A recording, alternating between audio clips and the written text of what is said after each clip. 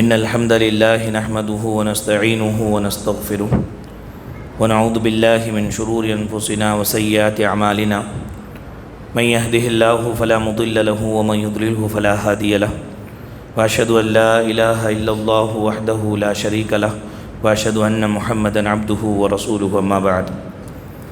محترم بھائیوں، پیاری ماں اور بہنوں، الحمدللہ آج کو ہمارے 7 روزے مکمل ہوئے۔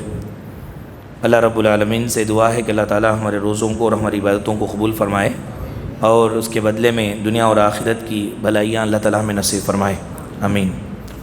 وَإِذَا سَمِعُوا یہ 7واں پارہ ہے۔ اس پارے کے اندر بھی بہت ساری باتیں بتائی گئی ہیں، چند باتیں آج کے اس درس میں انشاءاللہ ہم معلوم کریں گے۔ اس پارے کے اندر یہ بتایا گیا کہ حلال اور حرام کا اختیار صرف اللہ تعالیٰ کے ہاتھ میں ہے، کسی بھی انسان کے ہاتھ میں یہ نہیں ہے کہ کسی بھی چیز کو وہ حلال بولے، کسی بھی چیز کو حرام بولے، اور یہ بھی کہ اللہ تعالیٰ جس کو حرام بولے اس کو حرام جاننا چاہیے اور جس کو حلال بولے اس کو حلال جاننا چاہیے۔ چنانچہ جس طرح حرام کو حلال نہیں سمجھنا چاہیے، ویسے ہی حلال کو حرام بھی نہیں سمجھنا چاہیے۔ کوئی چیز اللہ نے حلال کیا، اپنے اوپر ہم نے حرام کر لیا، یہ بھی صحیح نہیں ہے۔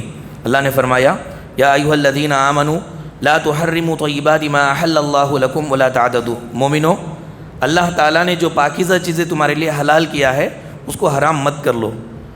ایک وجہ سے اللہ کے رسول نے اپنے اوپر شہد کو حرام کر لیا تھا۔ اللہ تعالیٰ نے آیت نازل فرما کر کے تنبیہ فرمائی، اے حبیب آپ کون ہو سکتے ہو جس چیز کو اللہ نے حلال کیا اس کو تم حرام کیوں کرتے ہو؟ بعض صحابہ کرام کے اندر یہ صفت پائی گئی، اللہ کے رسول نے گلا دبا دیا اس کا، کہ اللہ کے رسول صلی اللہ علیہ وسلم کے پاس صحابہ، ایک صحابی نے کہا کہ رات بھر عبادت کروں گا، سوؤں گا نہیں، اور ایک نے کہا کہ صرف نفلی روزے رکھتا رہوں گا، اور ایک نے کہا کہ شادی ہی نہیں کروں گا۔ اللہ کے رسول صلی اللہ علیہ وسلم نے ان کو جا کر کے سمجھایا اور کہا کہ اگر تم صرف روزے رکھتے رہو گے تو تمہارے جسم کا حق چلا جا رہا ہے، اور روزے سے رہو گے اور شادیاں نہیں کرو گے تو پھر یہ بچے، یہ گھر بار، یہ ساری ذمہ داریاں کیسے تم نبھا سکو گے؟ دنیا کے اندر تم بالکل معمول آدمی بن کر کے رہ جاؤ گے۔ اللہ کے رسول صلی اللہ علیہ وسلم نے اس سے منع فرمایا۔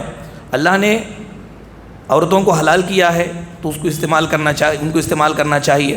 اللہ تعالیٰ نے نفل روزے رکھنے کا اختیار دیا ہے، رکھو بھی نہ بھی رکھو تو پورے رکھتے رہنا یہ بھی صحیح نہیں ہے، یہ اللہ کے رسول صلی اللہ علیہ وسلم نے بیان فرمایا۔ اس کے بعد اس پارے کے اندر اللہ تعالیٰ نے اس بات کو بھی بیان فرمایا کہ اللہ تعالیٰ کے حرام کی ہوئی چیز ہر حالت میں حرام ہے، چاہے وہ چیز زیادہ ہو جائے، چاہے وہ چیز پھیل جائے، چاہے وہ چیز لوگ زیادہ استعمال کرنے لگے، کسی بھی طرح سے وہ حرام حرام ہے۔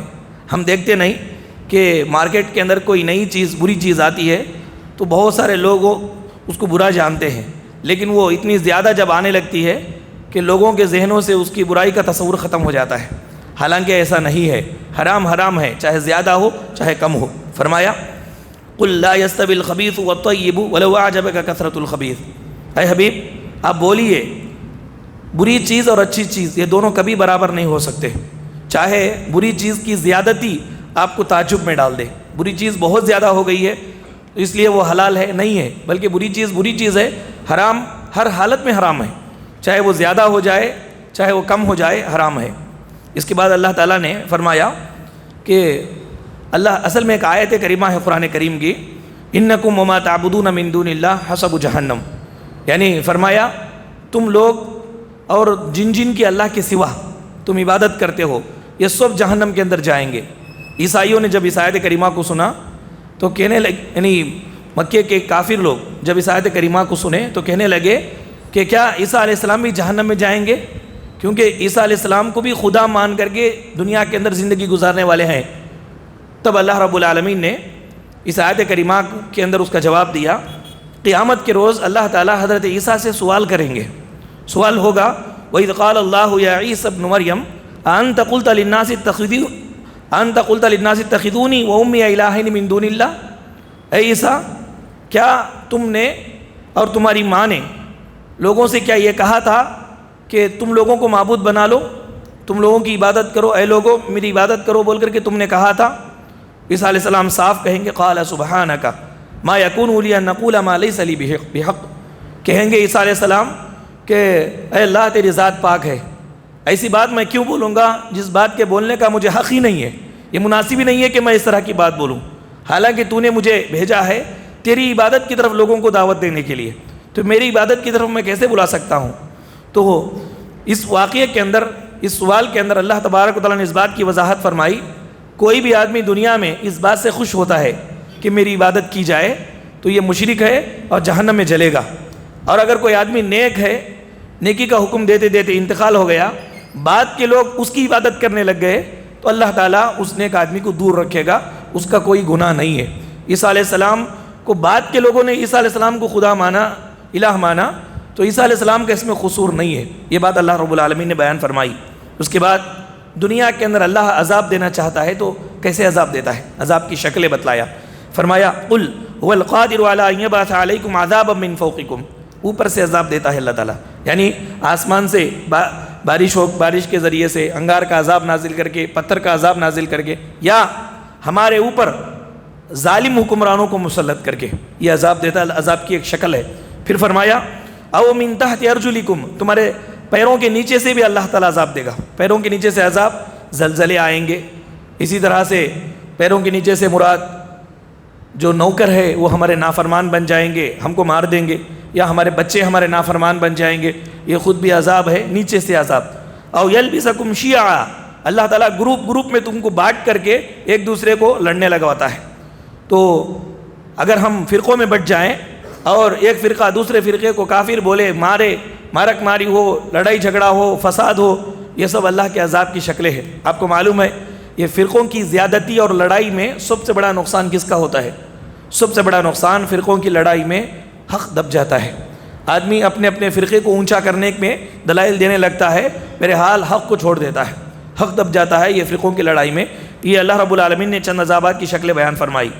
اس کے بعد یہ کہا مشرکین کے جو جھوٹے معبود ہیں، معبود صحیح معبود نہیں، جھوٹے معبود، مشرکین کے جو جھوٹے معبود ہیں ان کو بھی تم گالی نہ دو، اگر تم ان کو گالی دو گے تو وہ غصے میں آ کر، غیرت میں آ کر تمہارے اصلی پروردگار کو گالیاں دیں گے۔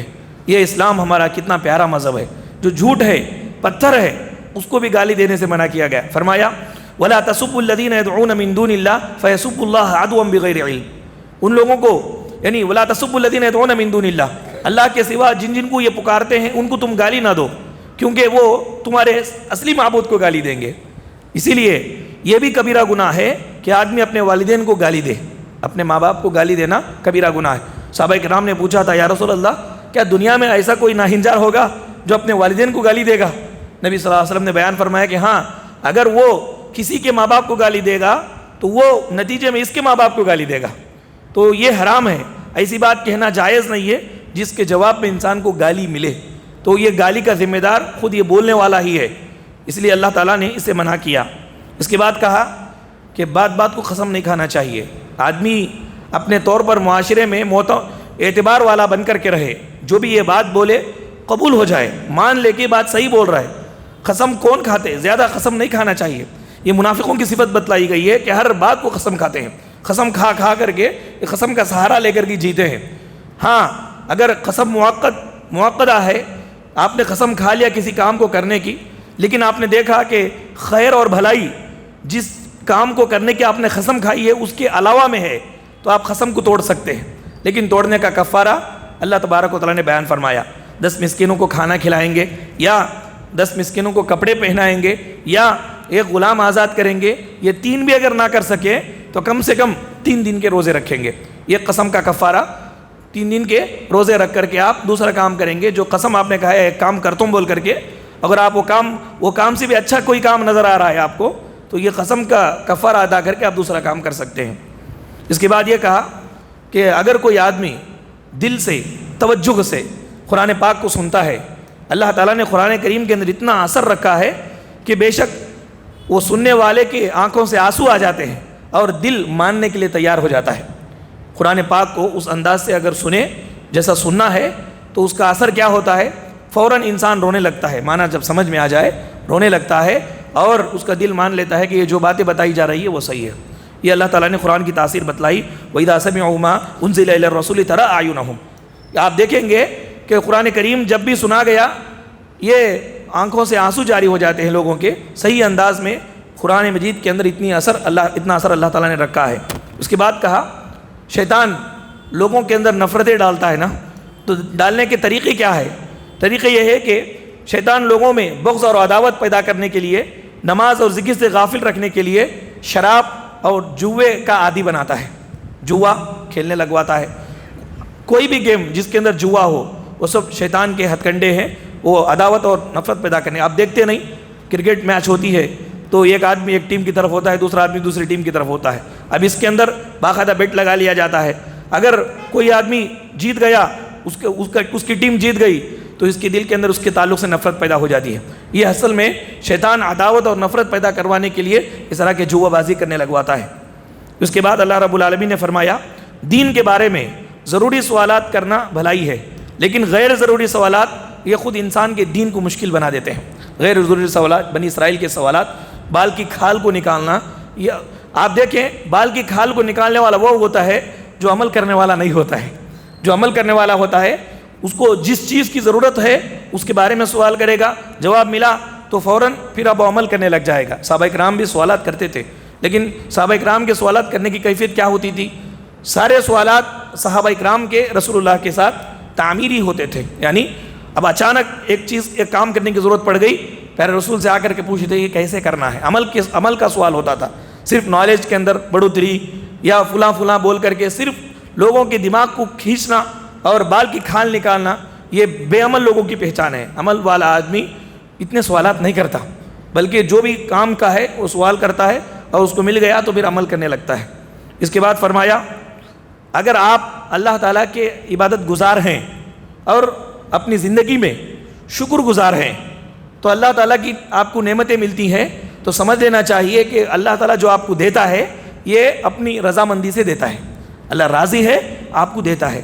اور اگر آپ عبادت کرنے والے نہیں ہیں اور شکر گزاری بھی آپ کے اندر نہیں ہے، آپ کے اندر نافرمانی ہے، نافرمانی کے باوجود بھی اللہ تعالیٰ آپ کو دیتا ہے، تو یہ مہلت ہے، ڈھیل ہے، آپ کی پتی کب گول ہوتی نہیں معلوم۔ چنانچہ آپ دیکھیں ایک آدمی طوطا بھی پالتا ہے اور بون کے اندر چوہے کو پکڑنے کے لیے ٹماٹا رکھتا ہے۔ یہ ٹماٹا طوطے کو رکھنے میں اور بون کے اندر چوہے کو پکڑنے میں رکھنے میں زمین آسمان کا فرق ہے۔ چوہے کو پکڑنے کے لیے جو بون کے اندر رکھا جاتا ہے چوہے کو مارنے کے لیے، وہی ٹماٹا پھر طوطے کو بھی رکھتے ہیں محبت سے، شوق سے۔ اللہ رب العالمین کی عبادت کرنے والے کو، شکر گزار کو اللہ تعالیٰ دیتا ہے، شوق سے دیتا ہے، رضامندی سے دیتا ہے، اللہ تعالیٰ رضامندی سے دیتا ہے۔ لیکن جو دوسرا آدمی نافرمان ہے، اللہ خوب دے رہا ہے اس کو، تو وہ لینے والا یہ سمجھے کہ اللہ تعالیٰ اس کو مہلت دے رہا ہے، یہ بدل جائے، اصلاح کر لے، اللہ کی عبادت کی طرف آ جائے۔ اس کے بعد فرمایا جو لوگ اللہ کے قریبی ہیں، دنیاوی حیثیت سے کم ہیں، ان کو دور نہیں کرنا چاہیے۔ ایسے لوگوں کا ایمان بڑا قیمتی ہوتا ہے، ان کے پاس اگر ہم رہیں گے تو ایمان کی دولت ہم کو بھی نصیب ہوگی۔ چنانچہ دنیاوی اعتبار سے کم ہیں لیکن اللہ تعالیٰ کے بڑے قریبی ہیں، ان کو دور نہیں کرنا چاہیے، دھتکارنا نہیں چاہیے۔ تمہاری حیثیت کیا ہے ہمارے سامنے، تم خاموش رہو، ایسا نہیں بولنا چاہیے ان کو۔ اس کے بعد اللہ تعالیٰ نے فرمایا رحمت یہ اللہ کا خاصہ ہے، رحمت اللہ کا خاصہ ہے، اس لیے جو بھی عورت یا مرد توبہ کرتے ہیں ان کو معاف کر دیا جاتا ہے۔ یہ خاص اللہ تعالیٰ کا خاصہ ہے رحمت۔ پروردگار اپنی بہت ساری رحمتوں کے ساتھ رہتا ہے۔ پیارے رسول صلی اللہ علیہ وسلم نے بیان فرمایا اللہ تعالیٰ نے جب رحمت کو پیدا کیا تو اس کے 100 حصے بنائے، اس میں سے ایک حصہ مخلوق کے اندر چھوڑا، بقیہ 99 حصے پروردگار نے اپنے پاس رکھے۔ اللہ تعالیٰ خوب رحم کرنے والا ہے، رحمت والا ہے، اسی لیے آپ دیکھو کتنے سے بڑا گنہگار بھی کیوں نہ صحیح، اگر معافی مانگتا ہے اللہ تعالیٰ اس کو معاف کر دیتا ہے، کیونکہ یہ رحمت اللہ کا خاصہ ہے۔ اس کے بعد یہ کہا کہ انسان کی کمزوری یہ ہے کہ وہ اپنی غلطی دیکھتا نہیں ہے بلکہ دوسروں کی غلطی اچھالتا رہتا ہے۔ تو اس پارے کے اندر نصیحت کی گئی کہ پہلے اپنی اصلاح کرو، جو بھی غلطی نظر آئے پہلے اپنی اصلاح کرو، اپنی اصلاح کے اندر تمہاری کامیابی ہے میرے بھائیوں۔ پھر فرمایا یہ سننے کی طاقت، یہ دیکھنے کی طاقت ہے، سننے کی طاقت ہے، یہ کس نے دیا؟ اللہ رب العالمین نے دیا۔ بوڑھے سے جا کر کے پوچھو یہ کان کی اہمیت کیا ہے، اندھے سے جا کر پوچھو آنکھ کی اہمیت کیا ہے۔ اللہ تعالیٰ نے یہ دیا تو پہلے آپ پہچانیں پروردگار کو، اس کی توحید کا اقرار کریں، اللہ کی توحید کا اقرار کریں کہ بڑی بڑی نعمتیں ہیں، یہ قوت سماعت، قوت بصارت، یہ قوت شامہ اور دل کے اندر یہ سمجھنے کی صلاحیت یہ پروردگار نے ہمیں دیا۔ چنانچہ یہ ساری چیزیں انسان لے کر کے اللہ تبارک و تعالیٰ کو جانے پہچانے اور توحید کا اقرار کرے۔ اس پارے کے اندر اللہ تعالیٰ نے یہ باتیں بتلائی ہے اور بہت ساری باتیں اس کے اندر بتائی گئی۔ اللہ تعالیٰ سے دعا ہے کہ اللہ رب العالمین ہم تمام لوگوں کو قرآن احکامات پر عمل کرنے کی توفیق عطا فرمائے۔ اللہ تعالیٰ ہماری عبادتوں کو، روزوں کو، قیام اللیل کو قبول فرمائے اور ان کے بدلے میں اللہ تعالیٰ جنت الفردوس ہمیں نصیب فرمائے۔ آمین۔ وآخر دعوانا ان الحمد للہ رب العالمین۔ سبحانک اللہم و بحمدک، اشہد ان لا الہ الا انت، استغفرک و اتوب الیک۔